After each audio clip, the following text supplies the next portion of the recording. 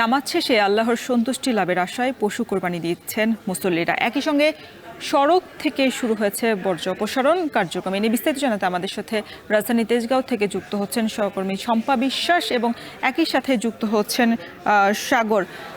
শুরুতেই শম্পা, আপনার কাছে জানতে চাই বর্জ্য অপসারণ কেমন চলছে আর স্বেচ্ছাসেবক যারা নিয়োজিত হয়েছেন তাদের উপস্থিতি কেমন দেখছেন?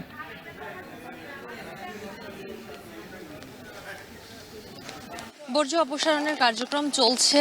কিছুক্ষণ আগে তেজগাঁ এলাকায় আমি এই মুহূর্তে আছি, এখানে বৃষ্টি শুরু হচ্ছে এবং এই বৃষ্টির কারণে যেটি হবে যে সিটি কর্পোরেশন সবসময় চায়, এটি তাদের বলা চলে অঘোষিত একটি চাওয়া, যে বৃষ্টি যদি হয় তাহলে সিটি কর্পোরেশনের কাজ কিন্তু অনেকটাই কমে যায়। কারণ বৃষ্টির কারণে পশু কোরবানির যেসব বর্জ্য সেগুলো অনেকটাই ধুয়ে চলে যায়, বিশেষ করে রক্ত এবং পানীয় যেসব বর্জ্য আছে সেগুলো কিন্তু ধুয়ে ড্রেনে চলে যায়। ফলে সিটি কর্পোরেশনের জন্য এই বৃষ্টিটা বলা চলে সহায়ক, যদি রাজধানীবাসীর জন্য সেটি ততটা সুখবর বয়ে আনছে না। কারণ আজকে কোরবানির দিন, সবারই নানান রকম ব্যস্ততা রয়েছে। ফলে যদি এই বৃষ্টি দীর্ঘ সময় ধরে হয় তাহলে তাদের জন্য একটি ভোগান্তির সৃষ্টি হতে পারে।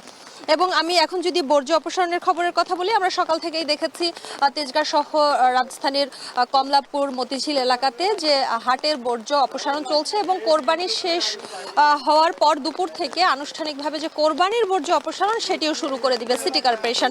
ঢাকার 2 সিটি কর্পোরেশন বলছে যে এবার এর মধ্যে উত্তর সিটি কর্পোরেশনে বর্জ্য হওয়ার পরিমাণ, সম্ভাব্য পরিমাণ হচ্ছে 20,000 মেট্রিক টন, যেটি অপসারণের জন্য তারা প্রস্তুত রয়েছে। এবং সেই সঙ্গে এই সিটি কর্পোরেশনের এলাকায় যেসব জায়গায় এসটিএস বা বর্জ্য রাখার ভাগার রয়েছে সেগুলোতে যেসব পরিচ্ছন্নতা কর্মী কাজ করে তারা কিন্তু সকাল থেকেই তৎপর রয়েছেন। এই বৃষ্টির মধ্যেও তারা অনেকেই ভিজে কাজ করছেন। অনেকেই আমাদেরকে জানিয়েছেন যে কাল রাত 10টা থেকে তারা ভোর রাত 3টা পর্যন্ত কাজ করেছেন, এরপর আজকে সকাল থেকে আবার কাজ শুরু করেছেন। সারাদিন তারা কাজ করবেন এবং যতক্ষণ পর্যন্ত এই বর্জ্য পুরোপুরি পরিষ্কার করা না হবে তারা কিন্তু কাজ করে যাবেন। এখন মূলত তারা হাটের যে বর্জ্যগুলো রয়েছে সেগুলো পরিষ্কার করছেন। যদিও এটি সিটি কর্পোরেশনের করার কথা থাকে না, এটি করে থাকে ইজারাদার, কিন্তু সিটি কর্পোরেশন যেই কাজটি করে তাদের জনবল এবং যানবাহন থাকে বলে ইজারাদাররা এই কথাটি সিটি কর্পোরেশনকে জানিয়ে থাকে যে বর্জ্যের কাজটি যেন সিটি কর্পোরেশন করে। ফলে অনেক সময় সিটি কর্পোরেশন এই কাজে সহযোগিতা করে থাকে। এই ছিল রাজধানীর তেজগাঁ এলাকা থেকে আমার কাছে কোরবানির পশুর হাটের বর্জ্য অপসারণের সবশেষ। দক্ষিণ সিটি কর্পোরেশনের খবর জানতে চাই, সেখানে আছেন সহকর্মী শাহিনুল ইসলাম সাগর। সাগর, 12 ঘন্টা সময় দিয়েছে দক্ষিণ সিটি কর্পোরেশন, সেই সময়টার মধ্যে থেকে বর্জ্য অপসারণ সম্ভব কিনা?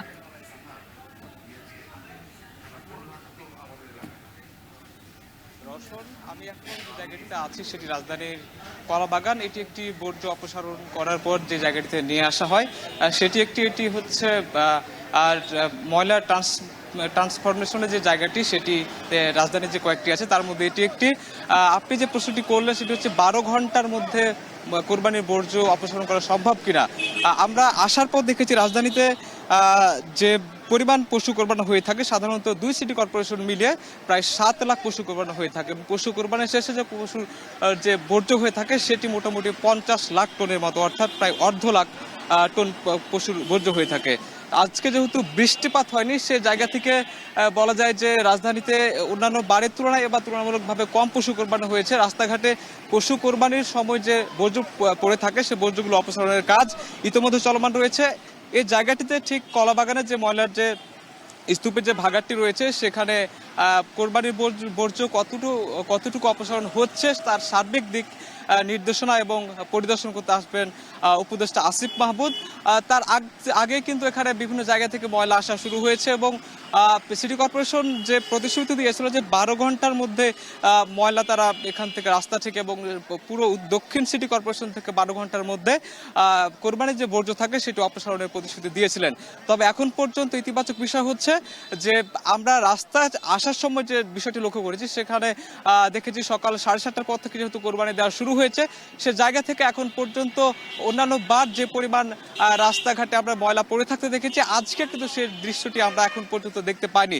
সুতরাং খুব ইতিবাচক বিষয় হচ্ছে আজকে বৃষ্টি যেহেতু হয়নি, সে জায়গা থেকে সবকিছুই এখন গচ্ছিত অবস্থা রয়েছে এবং তাদের কাজ করতে সহজ হচ্ছে বলে যারা ময়লার বর্জ্য অপসারণ কেন্দ্রে করতে যে সমস্ত কর্মী যা যানবাহন যেগুলো প্রস্তুত আছে সেগুলো তাদের কাজকে সহজ করছে। তবে একটি বিষয়, বৃষ্টি হলে তাদের ইতিবাচক নেতিবাচক দুই রকমের প্রভাব পড়ে থাকে। বা যেহেতু বৃষ্টি হয়নি সেহেতু তারা নিজের জনবল এবং তারা তাদের সক্ষমতা দিয়ে এখন পর্যন্ত তারা কোরবানির বর্জ্য অপসারণ করে যাচ্ছে। সে জায়গা থেকে 12 ঘন্টার মধ্যে পারবে কিনা সেটি এখন বলা যাচ্ছে না, তবে কিছু সময় আরো গড়ালে আমরা হয়তো বা জানতে পারবো যে আজকের পরিস্থিতি অনুযায়ী তারা আসলে 12 ঘন্টার মধ্যে বর্জ্য অপসারণ করতে পারবে কিনা। তবে অন্যান্যবার আমরা যেটা লক্ষ্য করেছি যে প্রত্যেকবারই যে একটা নির্দিষ্ট সময় দিয়ে থাকে তার মধ্যে থেকে কিন্তু কখনো ময়লা পরিষ্কার হয়ে থাকে না। তবে এবার যেহেতু বৃষ্টি হয়নি এবং সরকার যেহেতু খুব কড়া প্রতিশ্রুতি দিয়েছেন, সে জায়গাটি আসলে এখন আমাদের দেখার বিষয় যে আসলে তারা ময়লা অপসারণ করতে পারছে কিনা। তো এই ছিল কলাবাগান থেকে আমার সবশেষ তথ্য। রাজধানীর বর্জ্য অপসারণের খবর জানাচ্ছিলেন সহকর্মী শাহিনুল ইসলাম সাগর। এর আগে যুক্ত ছিলেন শম্পা বিশ্বাস। পানির সঙ্গে সঙ্গে চলছে বর্জ্য অপসারণের সমস্ত কার্যক্রম। এ নিয়ে বিস্তারিত জানাতে এবারে চট্টগ্রামের কাজীর দেউরি থেকে যুক্ত হচ্ছেন সহকর্মী ফাইসাল করিম এবং বগুড়ার গাবতলীর প্রত্যন্ত এলাকা থেকে যুক্ত হচ্ছেন সহকর্মী রাজীব সেলিম। তবে শুরুতে ফাইসাল, আপনার কাছে জানতে চাই বর্জ্য অপসারণ শুরু হয়েছে কিনা আর কার্যক্রম কেমন দেখছেন? আমরা দেখেছি 4.5 ঘন্টা হয়ে গেছে বর্জ্য সংগ্রহ চলছে এবং চট্টগ্রামে মেয়র বলেছেন যে তিনি বিকেল 5টার মধ্যেই সকল বর্জ্য অপসারণ করবেন। তার সকল কর্মী এবং যারা কর্মকর্তা আছেন তারা মাঠে নিয়োজিত আছেন এবং আমরা বিভিন্ন ওয়ার্ডে গেছি।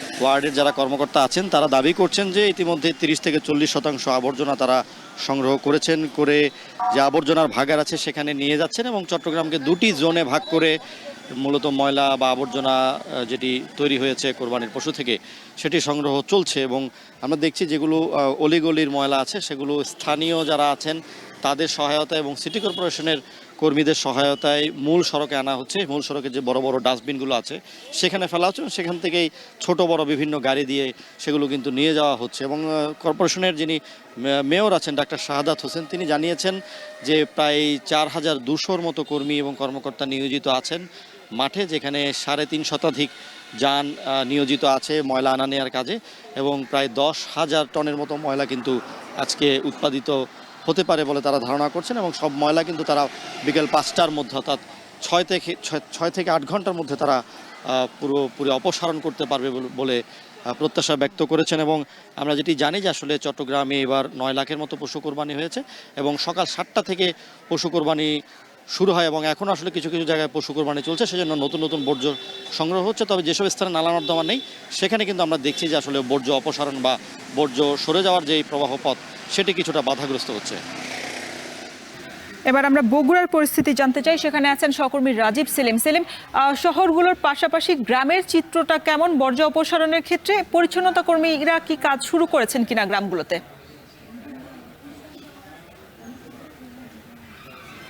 রওশন, গ্রামের এবং শহরের যে কুরবানির বর্জ্য অপসারণের চিত্র সেটি একেবারে ভিন্ন চিত্র। শহরের যে পৌরসভা বা অন্যান্যভাবে যে প্রস্তুতিগুলো নেওয়া হয় বর্জ্য অপসারণের সেগুলো চলছে, সকাল থেকেই বর্জ্য অপসারণের সেই কার্যক্রম চলছে এবং গ্রামগঞ্জগুলোতে কিন্তু আসলে সেইভাবে বর্জ্য অপসারণের যে কার্যক্রম সেরকম সরকারিভাবে বা প্রশাসনিকভাবে সেরকম কোনো উদ্যোগ নেওয়া হয়নি। গ্রামের যে কুরবানিগুলো হয়ে থাকে সেই কুরবানিগুলোতে তারা নিজেরাই এই বর্জ্যগুলো পরিষ্কার করে থাকেন। সকাল সকাল মাঠে ঈদগাহে নামাজ শেষে যখন কুরবানির পশু যখন জবাই করা হয় তারপর থেকে কিন্তু মাংস কাটাকাটিতে বাড়ির পুরুষরা ব্যস্ত থাকলেও বাড়ির নারীরা গ্রামগঞ্জের যে পুকুর, নদী, খাল, বিল রয়েছে সেগুলোতে তারা ভুঁড়ি নিয়ে এসে সেখানে ধৌত করা শুরু করেন। সকাল থেকেই আমরা দেখেছি বিভিন্ন জলাশয়গুলো, গ্রামগঞ্জের যে জলাশয়গুলো রয়েছে সেই জলাশয়গুলোতে তারা এই বর্জ্য অপসারণ করছেন নিজেরাই। এছাড়া যেখানে কুরবানি দেয়া হচ্ছে ঠিক সেই জায়গাটিতে যে রক্তগুলো পড়ে থাকছে সেগুলো তারা নিজেরাই পরিষ্কার করছেন, ধুয়ে দিচ্ছেন। আর শহরের যে চিত্র সেটি একেবারে ভিন্ন চিত্র। শহরে দেখেছি আমরা বিভিন্নভাবে অস্থায়ীভাবে কর্মী নিয়োগ করা হয়েছে এবং পরিচ্ছন্নতা কর্মী, অস্থায়ী কর্মী দিয়ে শহর পরিষ্কার পরিচ্ছন্ন রাখার চেষ্টা করা হচ্ছে। এই ছিল আমার কাছে বগুড়া থেকে কুরবানির বর্জ্য অপসারণের সব শেষ।